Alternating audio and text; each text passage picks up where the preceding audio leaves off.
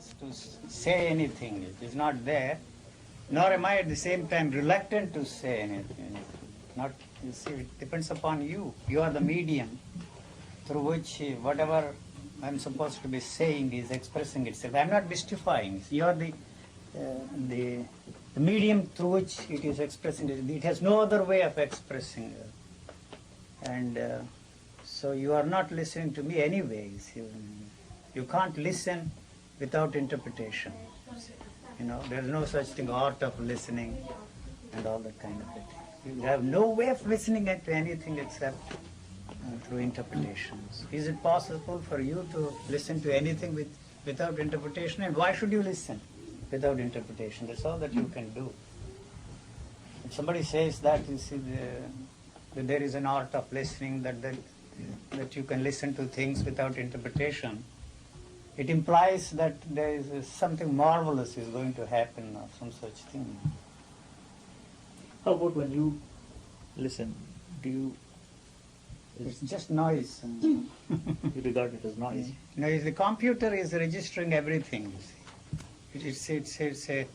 It's an automatic thing. You know, you are just a computer there. That's all. You don't want to accept that fact. For centuries, we have been brainwashed to believe that there is something there, that you should not be just a mechanical human being. You know, that you should be this, that, or the other. You know, and the misery or the tragedy of mankind is. Because of that, we have superimposed on that what we call human values. You see, the human values are responsible for the tragedy of mankind because they're all false. So what they have done is to create misery, you see, suffering. You suffer because they are false and they have falsified you. The question, how can they be false? The great teachers of mankind, they are all false. You know.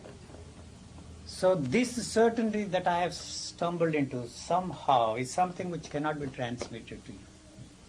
You know? No power in the world can touch this. No power. It's not a logically ascertained premise, but it has this tremendous energy behind it, the energy of life. So no power can touch this.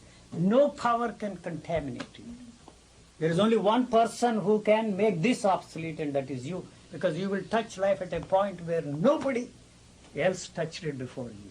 So all those who existed before you, all the teaching is false as far as you are concerned. This is all that I can say. So you can't be yourself as long as you want to bring about some change in you. That's all that you are interested in. How can we help wanting to change as long as it seems to me that every thought we think is an attempt to change? Change, you see. That we is why it has we created violence there. So you would dream that you are going to have a peaceful state of mind through war. It is an impossible dream. That is why you cannot create a peace around you. Through war, you cannot create peace in this world. That's period, full stop, full period. You have peace between the two wars. So are there thoughts? I question even thoughts. Are there thoughts there? About thoughts. Oh. Yes. Thoughts You about- cannot separate yourself from thought and look at thought.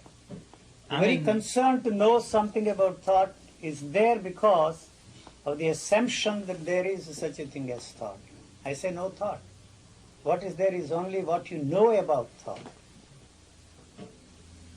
I was saying in India, remember I question even the consciousness. Is there any such thing as consciousness? No. You become conscious of things only through what you call thought. Thought is not something mysterious, mystical thing. It is the knowledge about the things.